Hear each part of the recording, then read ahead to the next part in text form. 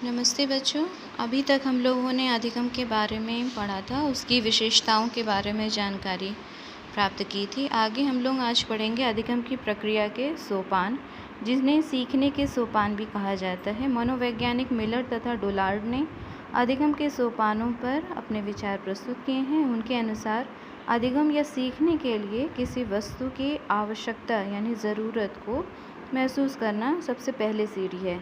सोपान का मतलब होता है सीढ़ियाँ। जैसे कि हम लोग सीढ़ी चढ़ते हैं तो पहली सीढ़ी चढ़ते हैं, फिर दूसरी, फिर तीसरी। ठीक इसी तरीके से यहाँ पर भी सीखने के लिए पहली सीढ़ी होता है किसी वस्तु की आवश्यकता का अनुभव करना, दूसरा कि उसे कुछ देखना पाना चाहिए, और तीसरा उसे कुछ करना चाहिए, और अंत में उसे कुछ प्राप्त करना चाहिए। जैसे कि आपको भूख लगती है तो आप भूख की या भोजन की आवश्यकता को महसूस करते हैं।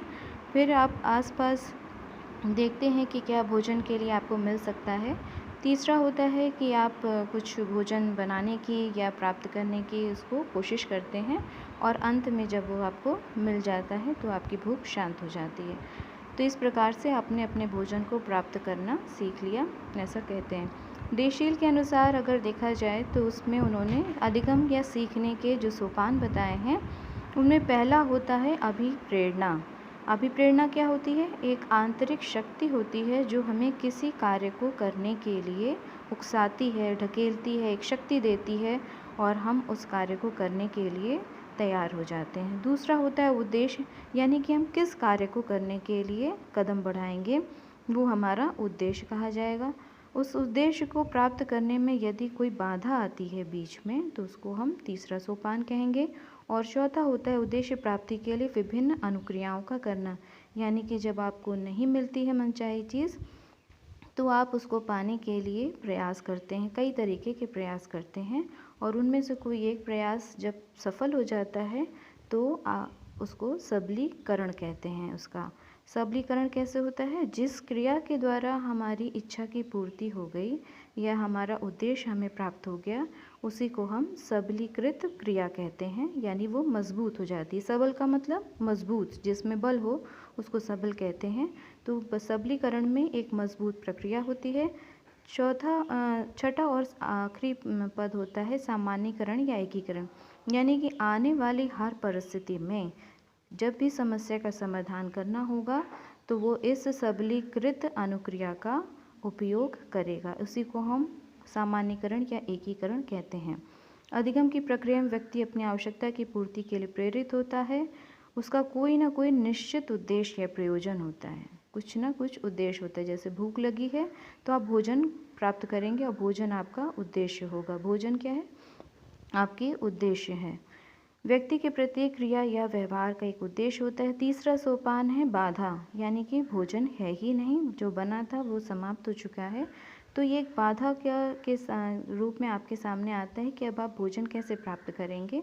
तो आप अनेक प्रकार की अनुक्रियाएं संभावित करते हैं, या तो स्वयं बना लेते हैं, या फिर कुछ डिब्बों को खोलते हैं, बिस्किट नमकीन ढूंढते हैं, या फिर आप कहीं से बाहर से ऑर्डर करके उसको मंगाते हैं। और इस प्रकार की अनेक क्रियाओं को करके आप अपने उद्देश्य की पूर्ति करने का प्रयास करते हैं। वह प्रयास एवं भूल तथा सूझ या अंतर्दृष्टि के माध्यम से बाधा को दूर करने के लिए जो व्यवहार किया जाता है, उसी में अधिगम की प्रक्रिया निहित होती है। जब आपको आपका भोजन मिल जाता है तो आवश्यकता की पूर्ति हो जाती है और सीखने की प्रक्रिया पूरी हो जाती है। अनेक प्रकार की अनुक्रियाओं में से जिस अनुक्रिया से उसके उद्देश्य की पूर्ति होती है वही मजबूत हो जाती है, और बार बार वो उसी अनुक्रिया का अनुसरण करता है।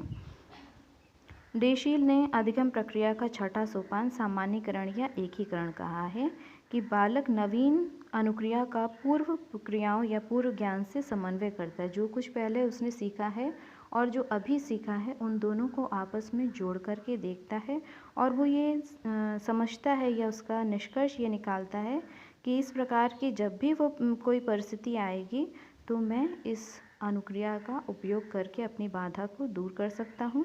तो भविष्य में भी ये अनुक्रिया मेरा साथ देगी या मेरे उद्देश्य की पूर्ति में सहयोग करेगी। इस पद को सामान्यीकरण कहते हैं। इस प्रकार उसके सीखने की प्रक्रिया का सामान्यीकरण हो जाता है। और उसके ज्ञान का एक स्थायी अंग बन जाता है। शिक्षा शास्त्री हर्बर्ट ने इस पूर्वानुवर्ती प्रत्यक्षीकरण कहा है। इसे निम्नलिखित रेखा चित्र के द्वारा दिखाया जा सकता है कि पहला सोपान है अभिप्रेरणा या मोटिवेशन, दूसरा सीढ़ी होती है उद्देश्य या पर्पस, तीसरा होता है बाधा या हिंड्रेंस, और चतुर्थ सोपान है अनुक्रियाएं रिएक्शंस और रिस्पॉन्सेस, पंचम सोपान है सबलीकरण या रीइंफोर्समेंट, और छठा या अंतिम सोपान है सामान्यीकरण या एकीकरण। अब इसको सरल प्रकार से अगर समझें कि जैसे एक छोटा बच्चा किसी खिलौने के लिए ज़िद करता, खिलौना चाहता है, तो वो कहता है कि मुझे इसकी आवश्यकता है, यानी कि खिलौने को पाने की वो आवश्यकता जताता है। माँ से कहता है कि मुझे ये खिलौना चाहिए, लेकिन माँ उसको कहती है कि नहीं, खिलौना तुमको नहीं मिलेगा। यहाँ पर खिलौना उसकी आवश्यकता है और उसका उद्देश्य है खिलौने को प्राप्त करना। बाधा क्या है? माँ का मना कर देना। तो वह अब इसमें कई प्रकार की अनुक्रियाएं करता है कि गुस्सा होकर बैठ जाता है, या चीज़ों को पटकने लगता है, या फिर नाराज़ होकर बैठ जाता है, या सबसे दूर कहीं कोने में छुप जाता है, या खाना नहीं खाता है, या रोने लगता है, उदास हो जाता है, नाराज़गी जताता है, या ज़ोर ज़ोर से रोने लगता है। तो कई प्रकार की अनुक्रियाएं होती हैं जो कि हर बच्चा अपने तरीके से करता है।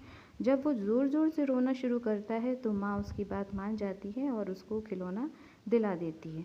एक बार जब रोने से उसको खिलौना मिल जाता है तो अगली बार के लिए भी ये अनुक्रिया सबलीकृत हो जाती है, यानी कि रोने से सामान मिल जाएगा या खिलौना मिल जाएगा, ये बच्चा समझ जाता है और इस अनुक्रिया का सबलीकरण हो जाता है, यानी रोने से कोई भी सामान पाया जा सकता है, ये उसका सामान्यीकरण हुआ। यानी कि इस प्रक्रिया में उसने क्या सीखा कि रोने से मुझे कोई भी सामान मिल सकता है। तो उस प्रकार छठा वाला सोपान जो है उसमें वो सामान्यीकरण कर लेता है कि जब भी मुझे इस ऐसी किसी परिस्थिति में कोई भी चीज़ की आवश्यकता होगी तो मैं ज़ोर ज़ोर से रोऊंगा और मुझे जो भी चाहिए वो प्राप्त हो जाएगा।